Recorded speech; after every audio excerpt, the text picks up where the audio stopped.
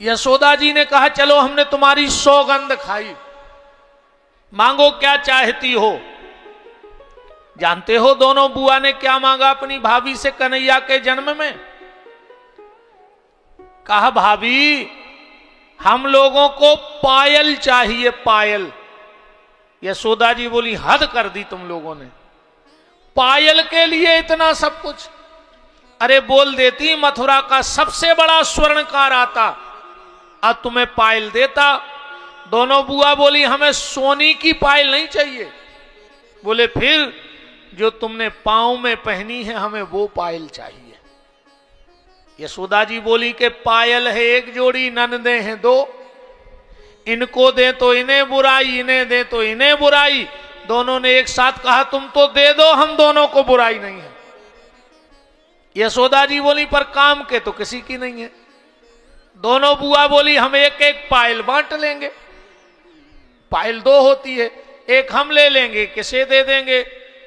यशोदा जी बोली काम के किसी की नहीं, ना तुम पहन पाओगी ना तुम।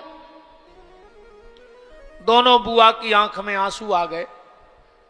कहा भाभी तुम क्या जानती हो, तुम्हारे पांव की पायल हम उपहार में लेके पांव में पहनेंगे? बोले तो, बोले पांव में नहीं पहनेंगे, हम दोनों एक एक पायल लेकर अपने माथे पे रख लेंगे, क्योंकि जिस मां ने भगवान को जन्म दिया है उसके पांव की पायल पांव में नहीं, उसके पांव की पायल तो माथे पे पहनी जाती है। और उसी दिन से, ध्यान से सुनना, उसी दिन से माताओं ने माथे पे बेंदा पहनना प्रारंभ कर दिया। जितने भी श्रृंगार माताओं के हैं उस हर श्रृंगार में कहीं ना कहीं कोई ना कोई कथा जुड़ी है। जो बेंदा लगाती ना माताएं, ये भगवान कृष्ण के जन्म का उपहार है।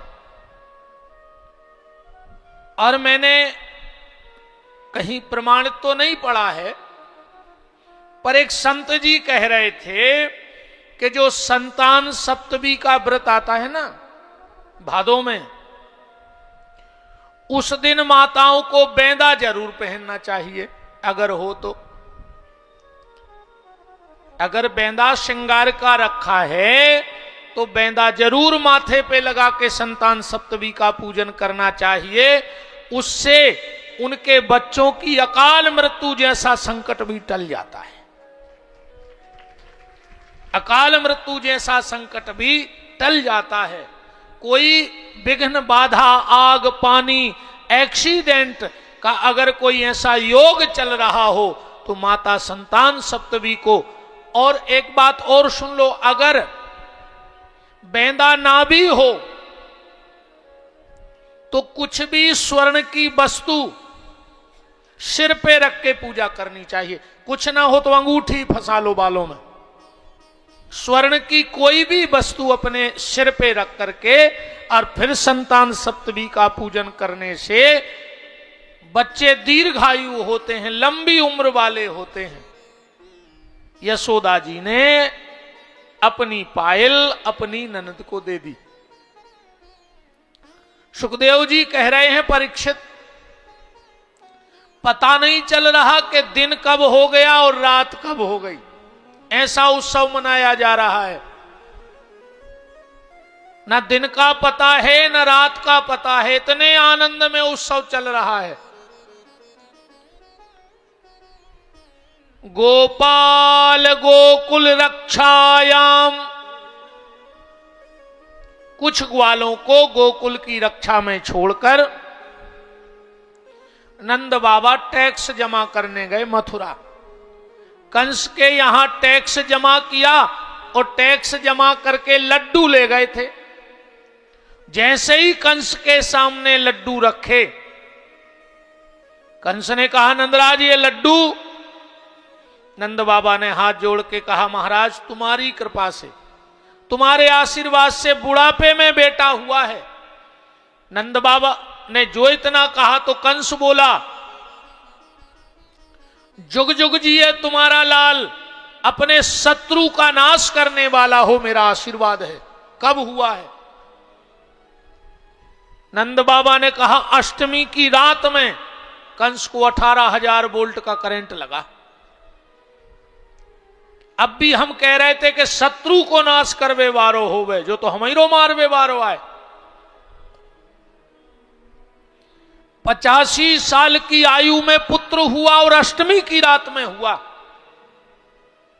इसने तुरंत पूतना को भेजा। पूतना का मतलब क्या है? पूतना का मतलब है अपवित्रता। जिसके घर में अपवित्रता है वही कलयुग की पूतना है। अपवित्रता कौन सी? भोजन की अपवित्रता। आजकल तो हमने देखा लोग भोजन बनाते जा रहे और खाते जा रहे, ये अपवित्रता है। चप्पल पहन के भोजन बनने लगा। एक बार तो एक बहन जी चप्पल पहन के भोजन बना रही थी। हमने कहा क्या कर रही हो बहन? बोले गुरुजी ये पवित्र चप्पल है, पवित्र चप्पल। कौन सी है? पवित्र चप्पल है।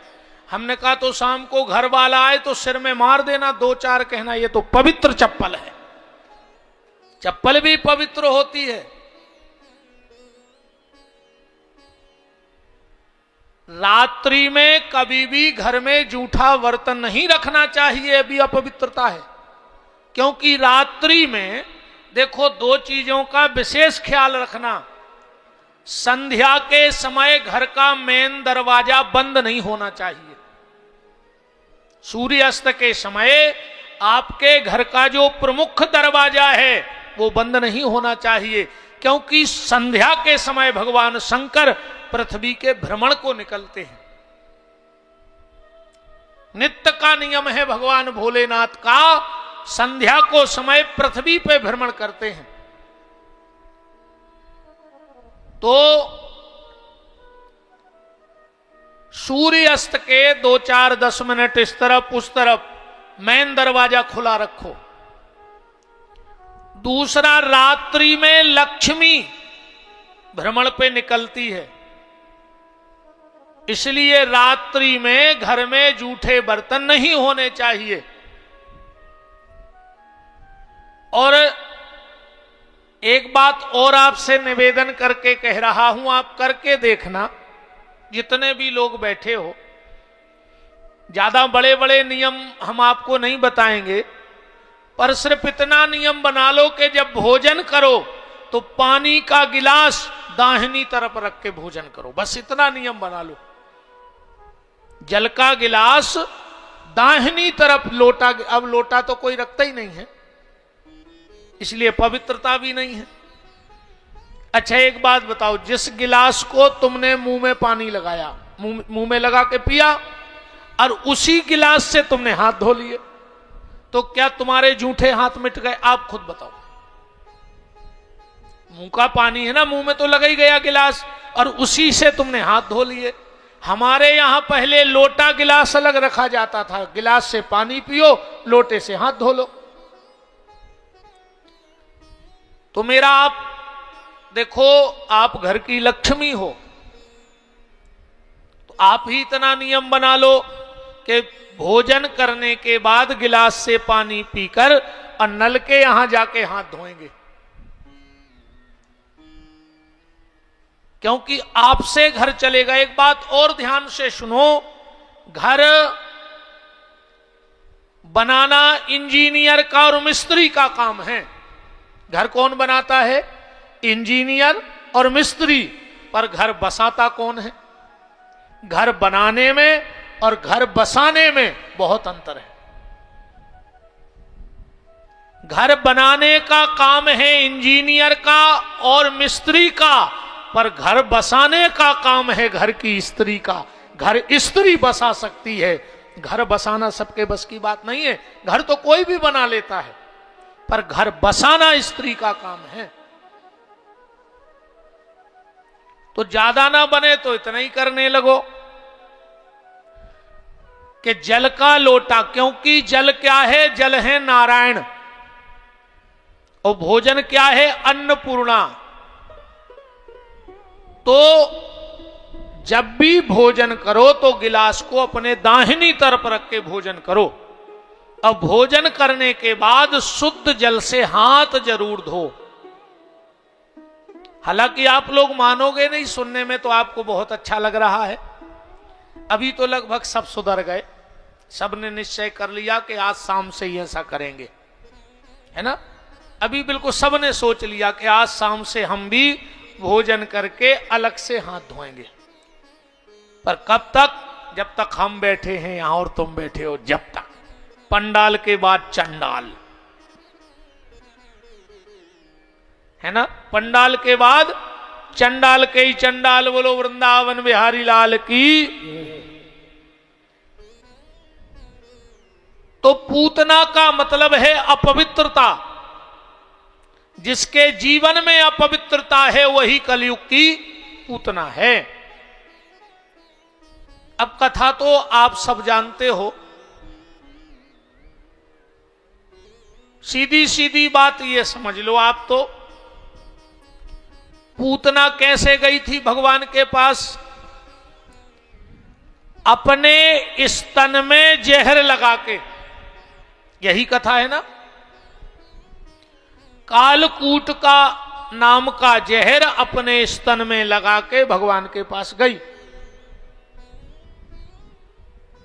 तो यहां हम लोग जितने लोग बैठे हैं, हम सब पूतना हैं। हम भी पूतना हैं, आप भी पूतना हो। तो पूतना के स्तन में जहर था, हमारे और आपके भी तन में जहर लगा है। कलयुग का जहर लग गया है हमारे तन में। हरे कृष्णा। ले फूल तुम भी ले जाओ। बताओ माला ले जाओ। बताओ पहना दें। बताओ पहना दें।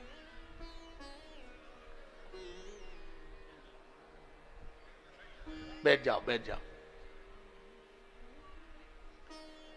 श्री सीताराम जी महाराज की, वृंदावन बिहारी लाल की जय हो। तो जैसे पूतना स्तन में जहर लगा के गई, हमारे और आपके भी पूरे स्तन में जहर लगा है कलयुग का। कथा सीधी सीधी है। पूतना कितनी भटकी, पर उसको मुक्ति कहां मिली? जब भगवान के चरणों में गई। ऐसे ही इस जीवात्मा को गति तब ही मिलेगी जब हम भगवान श्री कृष्ण के चरणों में अपने आप को समर्पित कर देंगे। तो हमारा भी कलयुग का जहर अपने आप उतर जाएगा। पूतना गई, भगवान ने उसकी गोदी में जाके और उसके पापों का अंत कर दिया। धड़ाम से पूतना गिर गई, कंस के बगीचे में गिरी। बसदेव जी से नंद बाबा मिले और बसदेव जी ने कह दिया, नंजराज जितने जल्दी हो सके अपने गांव लौट जाओ, तुम्हारे गांव में कोई उपद्रव होने वाला है। नंद बाबा लौटे, पूतना पड़ी थी और पूतना को टुकड़े टुकड़े करके जलाया गया। अच्छा, जैसे कोई अच्छा काम हो रहा हो और कोई ऐसी घटना घट जाए तो फिर वो मन नहीं लगता उस अच्छे काम में। गांव के लोगों ने विचार किया, बताओ इतना अच्छा उत्सव हो रहा था और ये पूतना दुष्टा महीना भर बाद आ जाती मरवे, बीच में आ गई तो बुलौई की सीताराम कर दी। अच्छा, छठवें दिन भगवान को मारने पूतना आई है, सातवें दिन बसदेव जी लौटे हैं और उसी दिन उसे जला दिया गया। नंद बाबा जब लौटे तो पूतना को सातवें दिन जलाया गया। गांव में चर्चा हुई, यार बुलौआ कैसे चालू हो गए, बुलौआ चालू करवाने। तो पूरे गांव के लोग इकट्ठे हुए और नंद बाबा तो चले गए थे खीर का गैया लेके, मैया बैठी थी। पूरे गांव के लोग गए, बोले मैया बधाई हो। यशोदा जी बोली काय की बधाई? बोले आज तुम्हारे कन्हैया को जन्मदिन है। कैसे तो बोला हुआ चालू करवाने। यशोदा जी बोली क्यों, तुम लोग हमें पागल समझते हो? इतने जल्दी जन्मदिन कैसे आएगा? गांव के लोग बोले मैया तुम्हारा कन्हैया किस दिन हुआ था? यशोदा जी बोली बुध के दिन। तो गांव के बोले आज बुधवार ही तो है। और यशोदा जी बोली ए भैया तुम्हारा भगवान भलो करे, हम तो बताओ लड़का को पहलो ही जन्मदिन भूले जा रहे थे। बुलाओ बाजे वालों को। बाजे वाले आ गए, हलवा पूड़ी खीर बनने लगी। गांव के लोग चकाचक भंडारा पाने लगे। शाम को आए नंद बाबा, बोले यशोदा आज क्या है ये भंडारा? बोले बाबा आज कन्हैया का जन्मदिन है। नंद बाबा बोले जन्मदिन? बोले आज बुध है। नंद बाबा बोले भगवान महीना में 4 परत हैं। और यशोदा जी बोली हम तो भूल ही गए थे,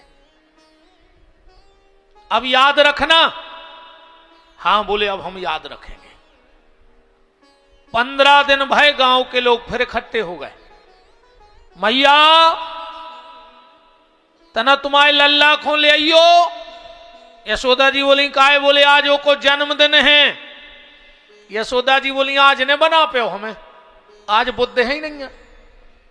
गांव के बोले हमने कहा कि बुध है। बोले फिर?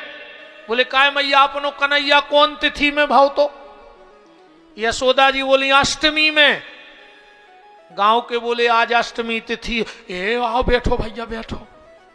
देखो हमें टेंशन में अपने लड़का को जन्मदिन और भूले जा रहे थे। दुआ दो बुलौआ, बुलाओ बाजे वाले।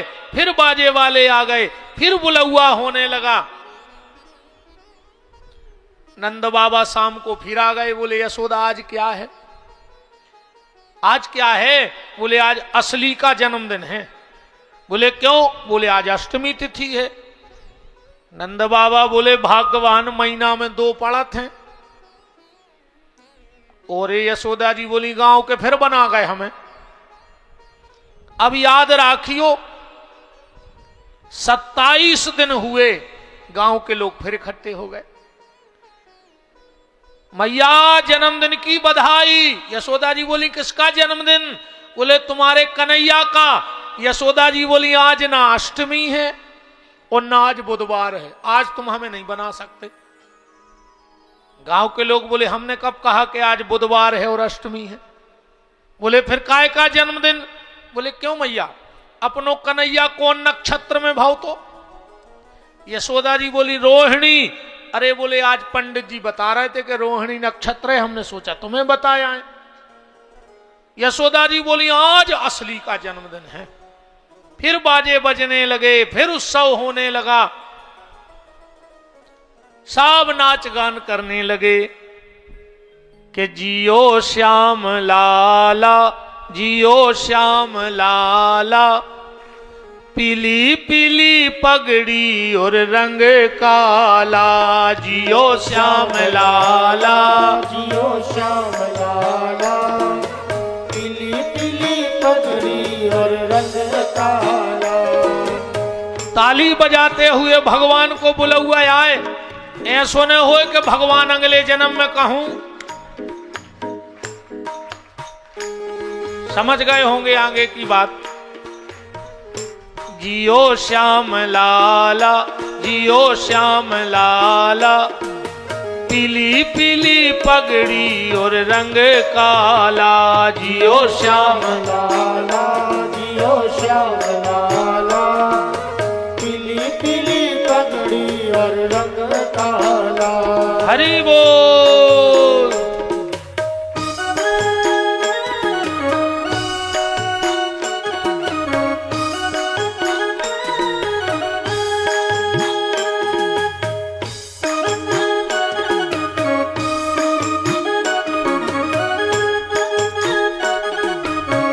यहाँ थोड़ी सी बीच में रास्ता बनाए रखो, यहाँ बहुत जगह पड़ी, कम से कम अभी 50 माताएं बैठ जाएंगी यहाँ पर, बिल्कुल थोड़ी सी बीच में रास्ता बनाए रखो।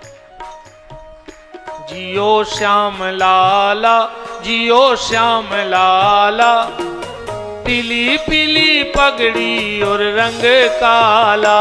जियो श्याम लाला, जियो श्याम लाला, पीली पीली पगड़ी और रंग काला। हरि वो।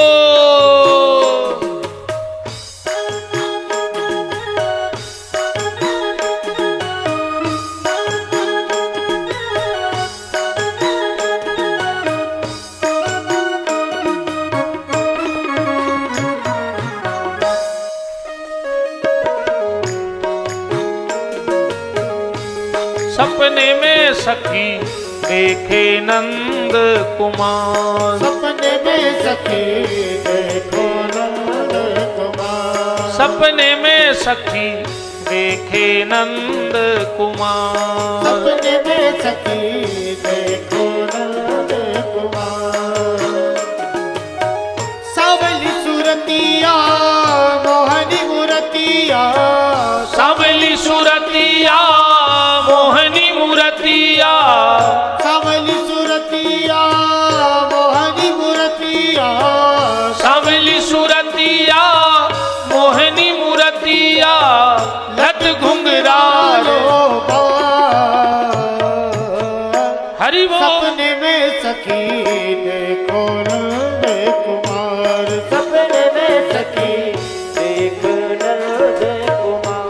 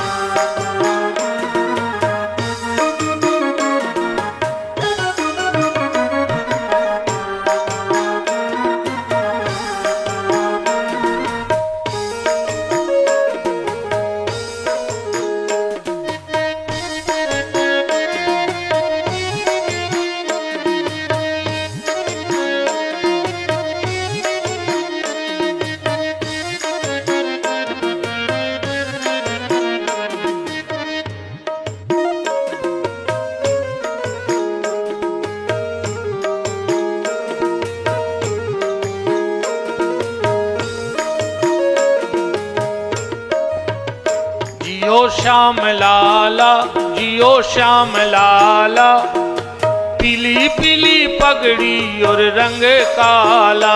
जियो श्याम लाला, जियो श्याम लाला, पीली पीली पगड़ी और रंग काला। जियो श्याम लाला, जियो श्याम लाला, पीली पीली पगड़ी और रंग काला। जियो श्याम लाला, जियो श्याम लाला, पीली पीली पगड़ी और रंग काला।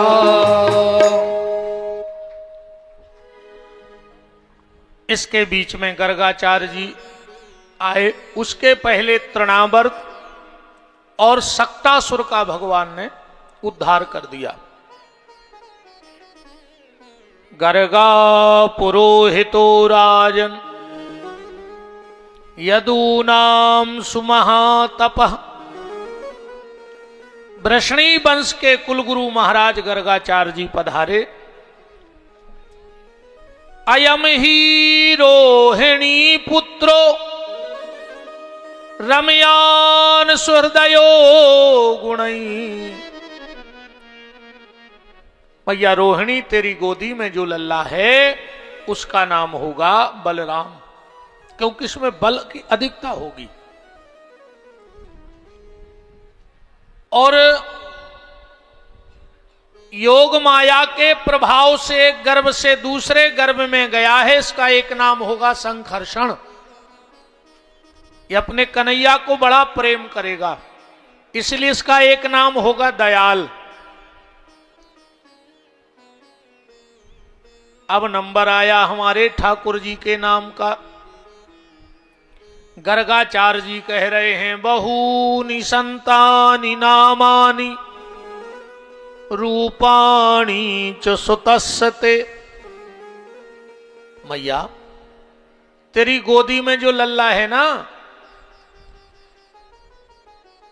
पृथ्वी में कितने कंकड़ हैं इसकी गिनती हो सकती है, आसमान में कितने तारे हैं इसकी गिनती हो सकती है, पर तेरे लल्ला के नाम कितने हैं इसकी गिनती कोई नहीं कर सकता।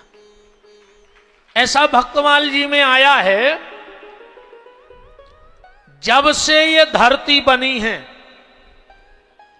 शेषनाग जी भगवान के रोज 1000 नए नाम बनाते हैं, रोज। आज तक कभी शेषनाग जी ने पुराने नाम की पूजा नहीं की है। अब आप लोग हिसाब लगा लेना कि भगवान के कितने नाम हैं, कितने नाम हैं भगवान के, ये अब आप लोग हिसाब लगा लेना। गर्गाचार्य जी कह रहे बहूनि संतानि नामानि रूपाणी च सुतस्ते। पर मैया इस जन्म में इसमें आकर्षण बहुत होगा, इसलिए इसका नाम कृष्ण होगा।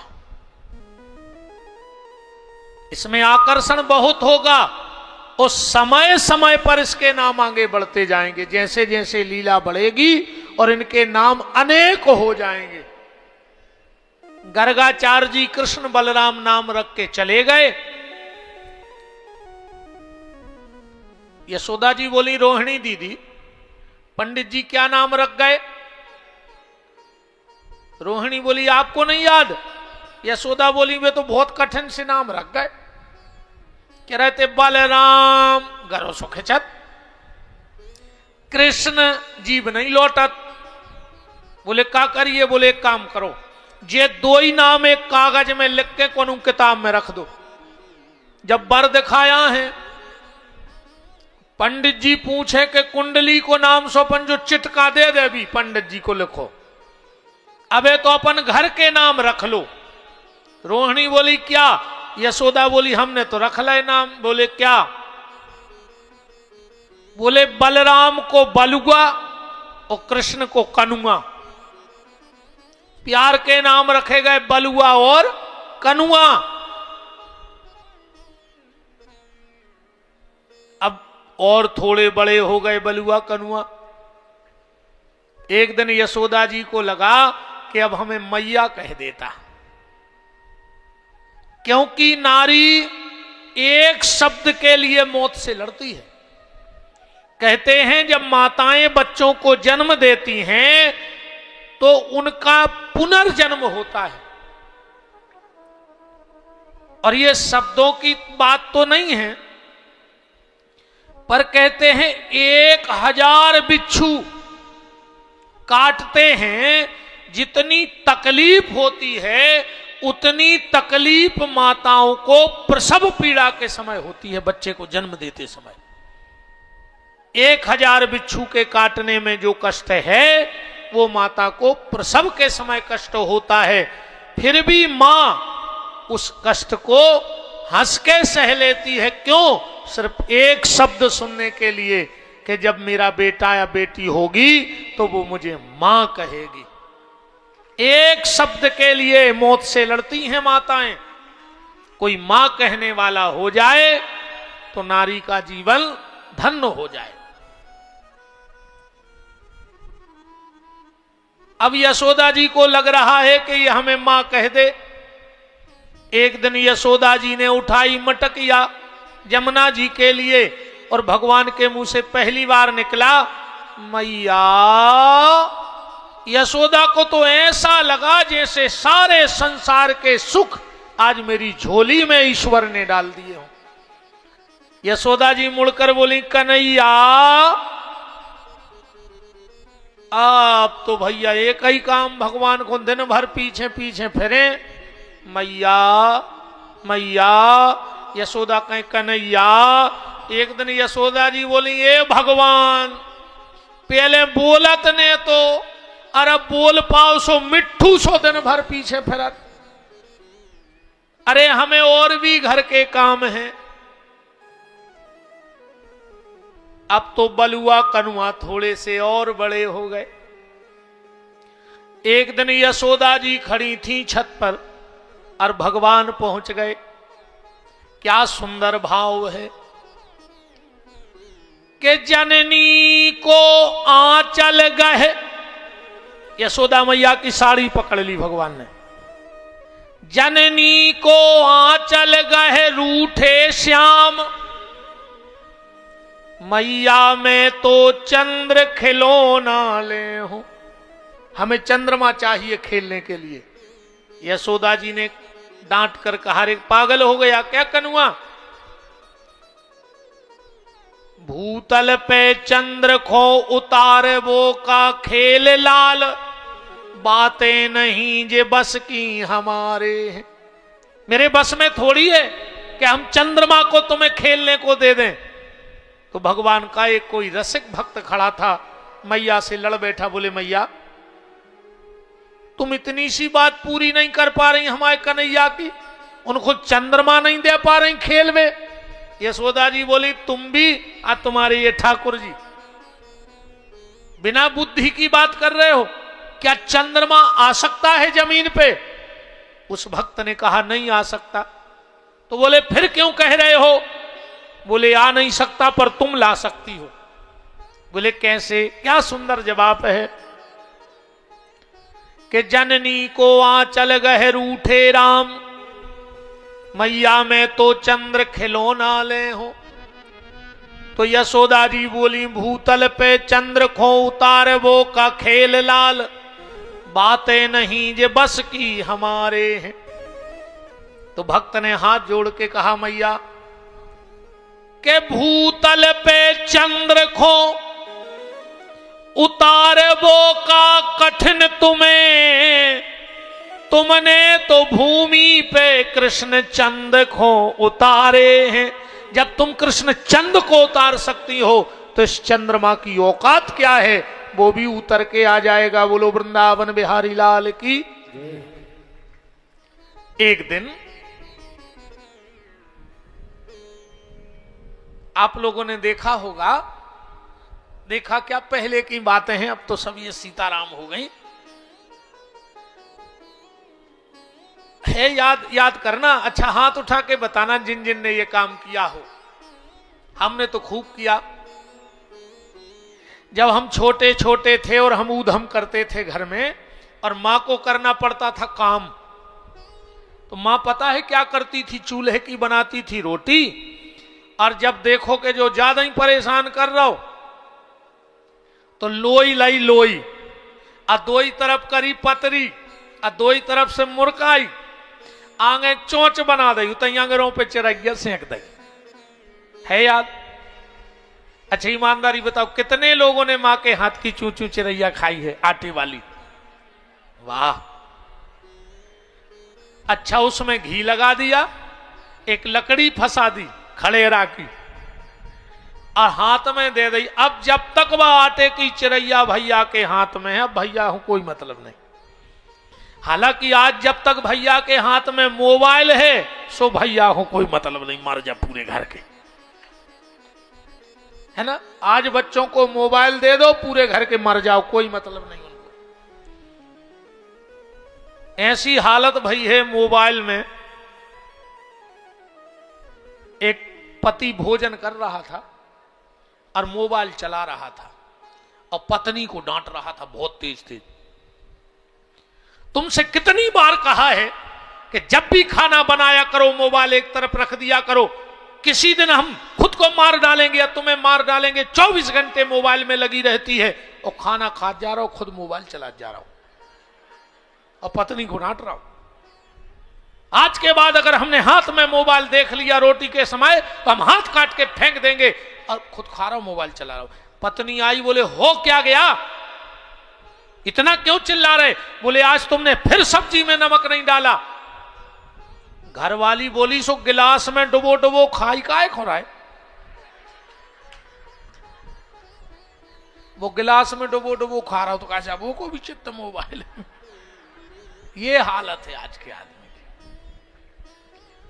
एक दिन भगवान मैया को काम नहीं करने दे रहे थे तो मैया ने आटे की चूं चूं चिरैया बना के अच्छा घी लगा दिया। अच्छा पता है माता जी हरे वो चिरैया में ऐसे अंगूठा मार देती सो गच्चा से बन जाती सो अच्छो घी भर जातो है ना।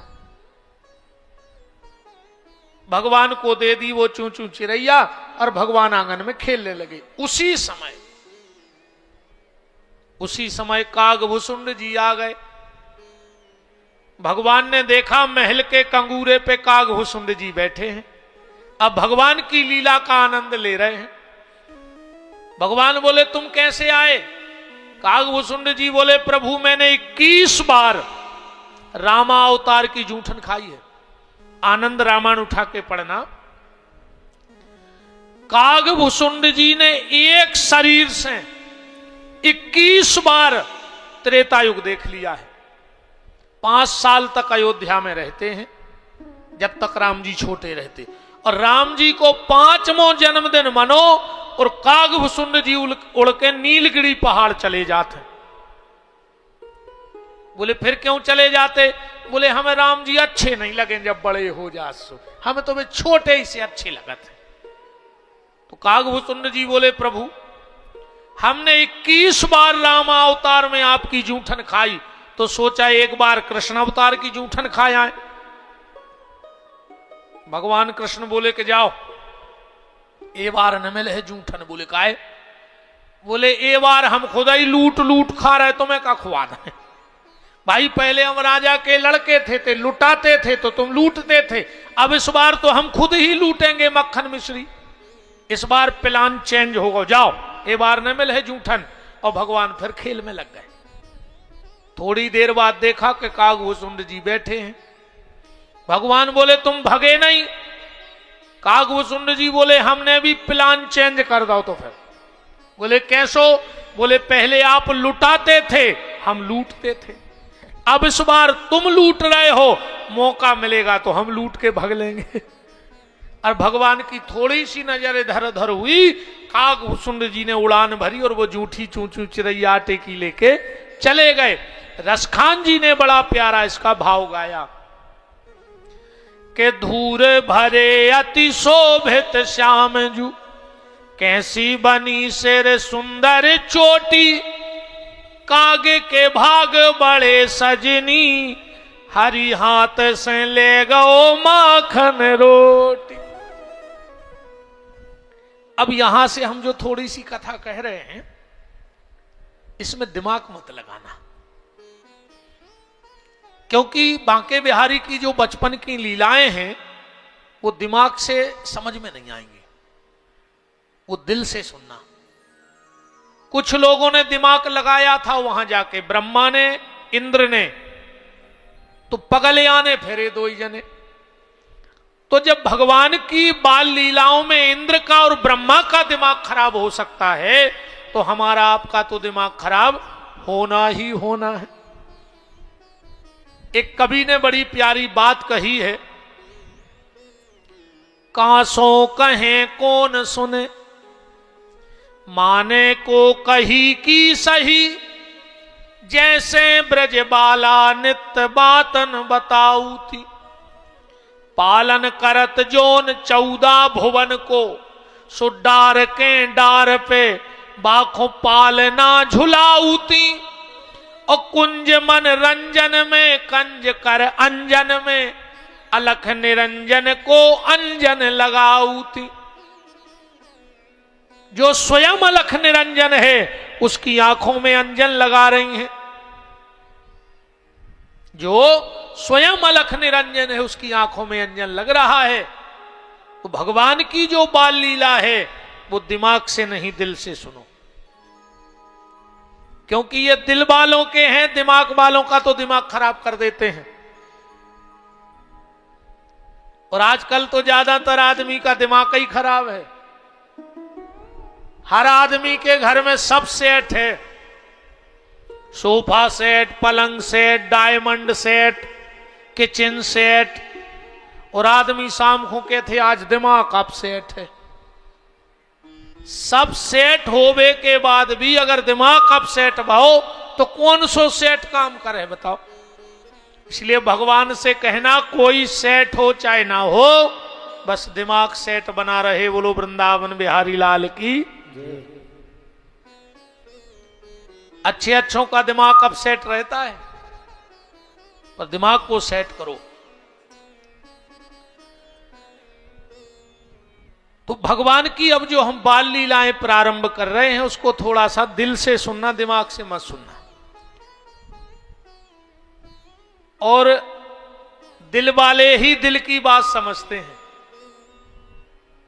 हाँ, दिल वाले ही दिल की बात समझते हैं, और जो अपना शीश कटाता है वो मुरली वाले को समझते हैं। मुरली वाले को समझना सबके बस की बात नहीं है। भगवान थोड़े से और बड़े हो गए। अब एक दिन क्या हुआ कि नंद बाबा गए बाजार। अब बाजार से ले आए हरा मिर्चा, अच्छा चटपटा।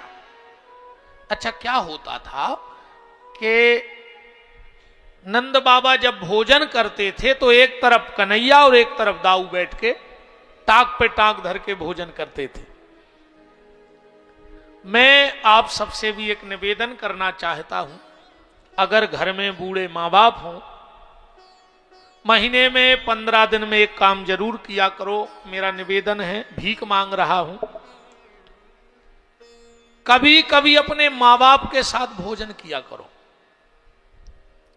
या तो पिताजी भोजन कर रहे हो तो मैं बिल्कुल टाइम ना हो जाओ, उसमें से एक कोरा तोड़ो और सब्जी में लगा के पिताजी की थाली में से खा लो। कभी मां भोजन कर रही हो, कुछ ना हो तो उसमें से पापड़ उठा के खा लो। कभी कभी तुम भोजन कर रहे, मम्मी या पापा निकले तो हाथ पकड़ के आओ आओ आओ यार हमारे साथ एक रोटी खा लो। उससे दो फायदे होंगे। दो फायदे कौन?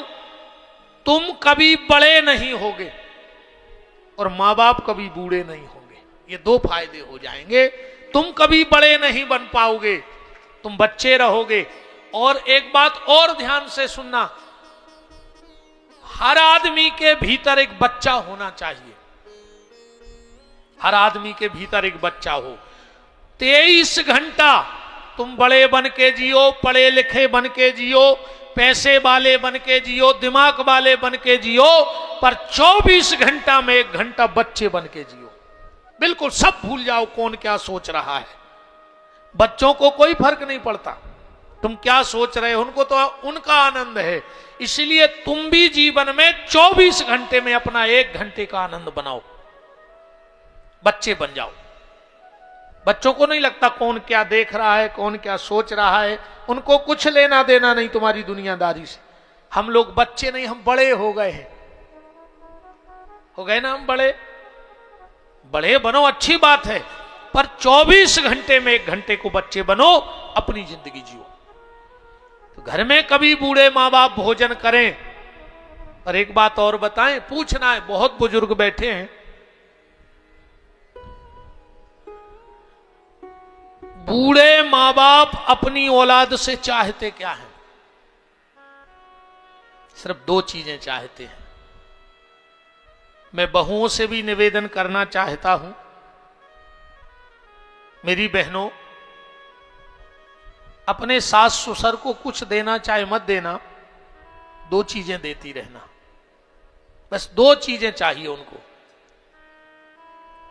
2 रूखी रोटी देती रहना। गरम ना दे पाओ, सुबह की दे देना। सुबह की ना हो तो एक दिन बाद की दे देना, कोई दिक्कत नहीं, वो खा लेंगे। अब उनको स्वाद की आवश्यकता नहीं बची है। 2 रूखी रोटी देते रहना बूढ़े सास ससुर, बूढ़े मां बाप को। बस 24 घंटे में 2 मीठे शब्द बोलते रहना, तो फिर उनको तुमसे कुछ नहीं चाहिए, सिर्फ 2 मीठे शब्द बोलते रहना। भोजन करने के पहले इतना, अगर मां बाप हैं, तुम दुकान से, ऑफिस से, कहीं से आए हो, बस इतना पूछ लो, मां तुमने रोटी खा ली? पिताजी रोटी खा ली? बिल्कुल मत खिलाना, बस पूछ लेना। 56 भोग काम नहीं करेंगे जहां तुम्हारे 2 शब्द काम कर जाएंगे। 2 रूखी रोटी और 2 प्यार के शब्द अपने बूढ़े सास ससुर को, मेरी बहनों, बोलती रहना। मैं बिल्कुल विश्वास से कह रहा हूं, पारिवारिक बातें नहीं करनी चाहिए मंच से, पर एक बात आज आपको बता रहा हूं। हम दोनों भाई कथा कहते हैं, ना मैं पढ़ा लिखा हूं ना वो पढ़ा लिखा है। हम दोनों पढ़े लिखे नहीं है, ना काशी गए ना मथुरा गए। भगवान की कृपा ऐसी है कि एक दिन कथा से मौका नहीं मिलता। पर अगर ये हम समझ लें कि ये हमारी काबिलियत है तो नहीं, छोटा समझ लिया उसकी काबिलियत है तो नहीं, ये मेरी मां की मेहनत है। हमारे जो दादा थे और दादी, हम ज्यादा दूर के नहीं, सागोनी पुरेना हमारा गांव है जयश्रीनगर के पास, कभी पता कर लेना। हमारे जो दादा दादी थे 12 साल अंधे रहे, 12 साल खटिया पे पड़े रहे, 12 साल दिखता नहीं था दोनों को। घर की परिस्थिति बहुत बहुत बहुत ज्यादा खराब थी। हमारी मां बीड़ी बनाती थी, गांव में मजदूरी करती थी, और 12 साल खटिया पे हमारे बब्बा बूढ़ी को लेटाए रही, सेवा करत रही।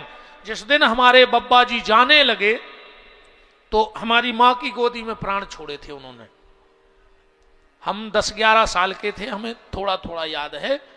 पिताजी की भी गोदी में सिर नहीं रखा था उनने। चंदा नाम है मम्मी का, तो बब्बा बोले कि चंदा हमें तनवोली में सवा लिए बेटा, अब हम आओ जावे को टेम हो रहा हो। गंगा जल डाला, तुलसी दल, और आंखों में अश्रु बहने लगे। तो हमारी माँ ने, हम बाई कहते हैं, बाई बोली काय दद्दा रो काय रहे, दद्दा कहते हैं मोरे। बोले बेटा तुमने इतनी सेवा करी, पर हमारे लगा कछु है नहीं कि हम तुम्हें दे जाएं, था ही नहीं कुछ घर में। तो बाई ने कही कि दद्दा तुम तो आशीर्वाद दे जाओ। ऐसी मुट्ठी बंधी थी, मां की गोदी में मुट्ठी रखी, बिल्कुल भागवत जी पे हाथ रख के करे सत्य, ऐसी मुट्ठी बंधी और ऐसी मुट्ठी खुली और बब्बा के प्राण निकल गए। उस मुट्ठी में ये आशीर्वाद था कि आज 2 ही बेटा उनके भागवत कर रहे हैं। ये हमारी मां की तपस्या का फल है। आज जहां भी हैं, हमारे मां बाप ने खूब सेवा करी हमारे बब्बा बूढ़ी की। आज दुनिया में सूर्य यहां से यहां हो जाए, पर हमारे मां बाप को कोई चीज की कमी नहीं हो सकती।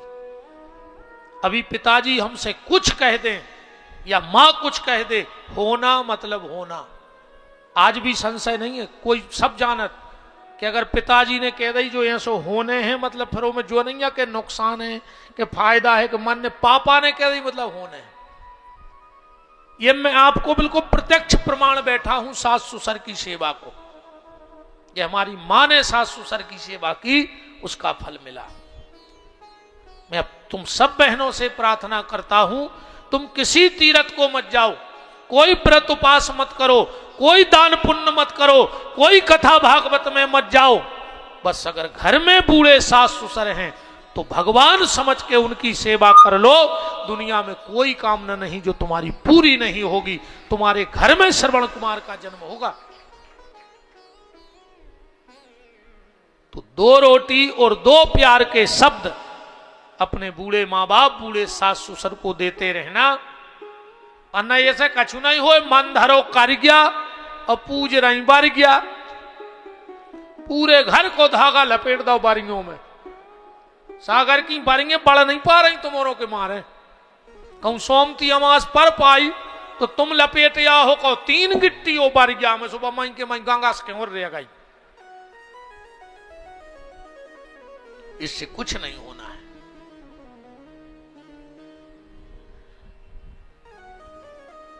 बात चल रही थी, नंद बाबा बाजार से हरा मिर्चा ले आए।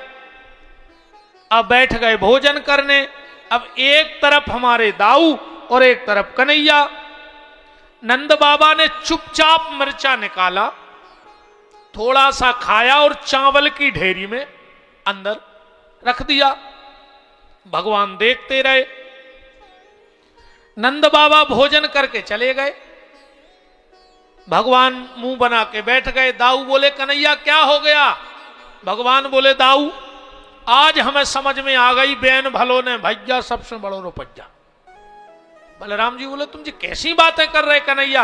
अरे बोले जब बाप अपनो नहीं भाव तो दुनिया में को हुई अपनो। बलराम जी बोले ये कैसी बहकी बहकी बातें कर रहे हो। भगवान बोले देखो दाऊ तुम हो भोले भाले, तुम चतुराई दुनिया की जानत नहीं है। आज नंद बाबा हरी हरी मिठाई ले आए थे,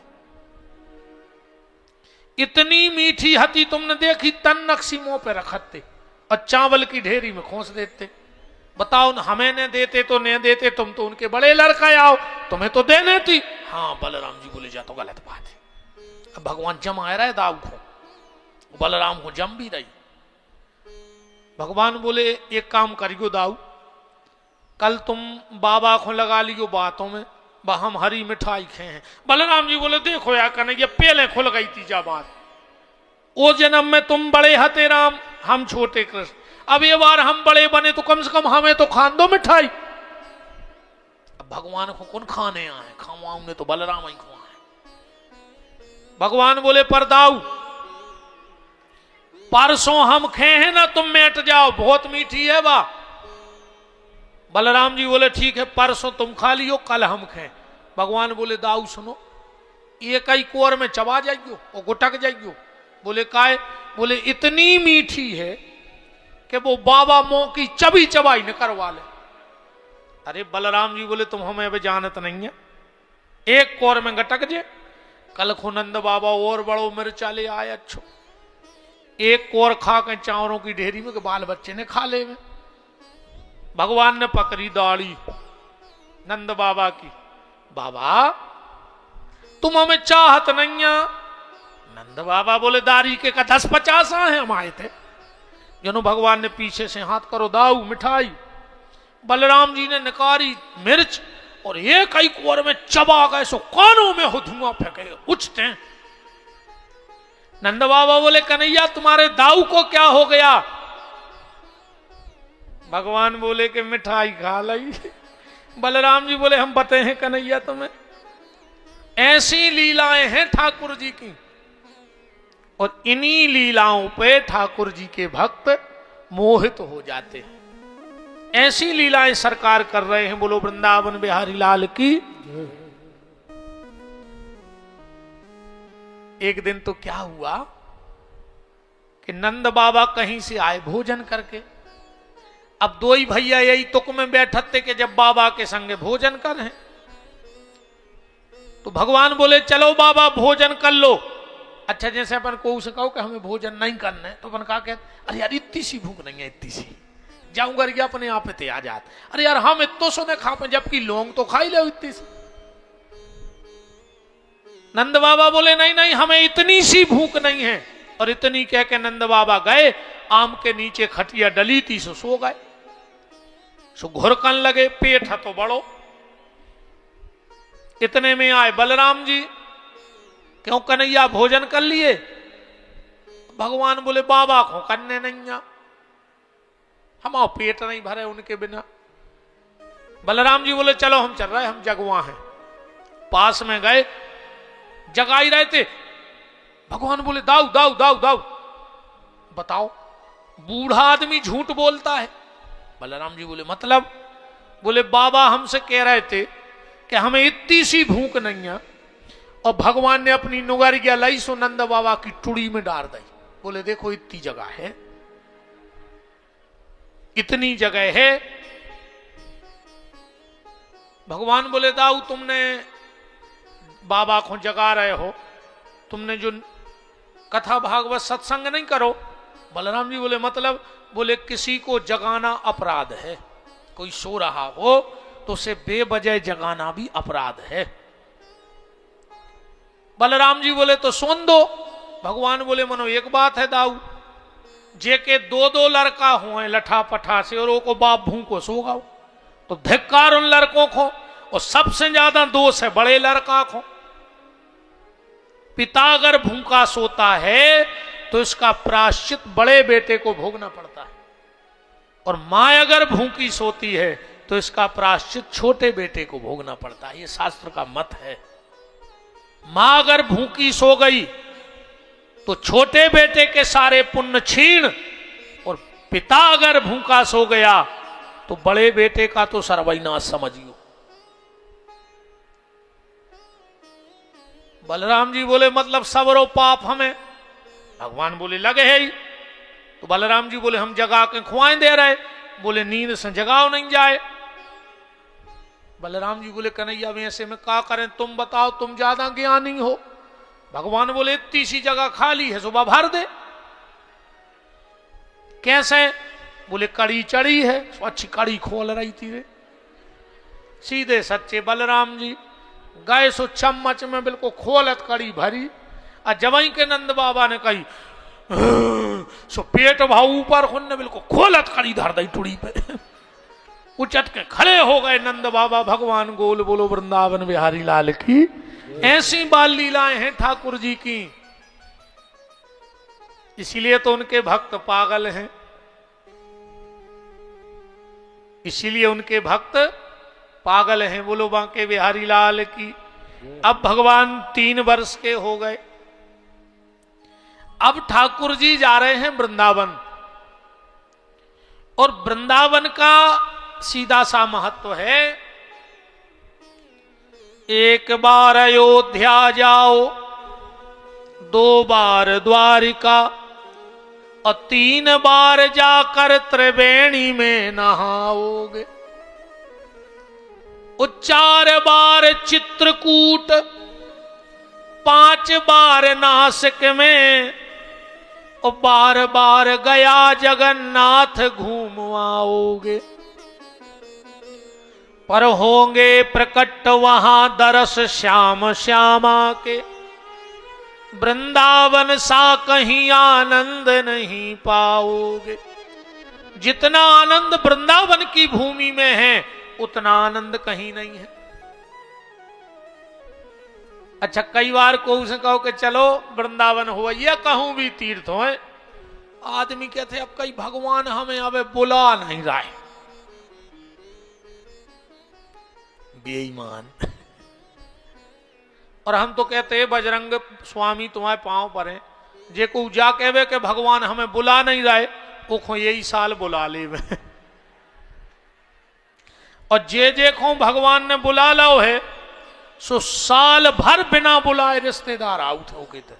साल भर कबों लड्डू लाए, कबों पुड़िया में गुलाल लाए, अब वही कजलियां लेके आए। साल भर रिश्तेदार आउट होके थे। जे को भगवान के घरे बिना ही बुलाए जाएंगे। जे को बुला लो सो माला टंग गई, मर जाओ।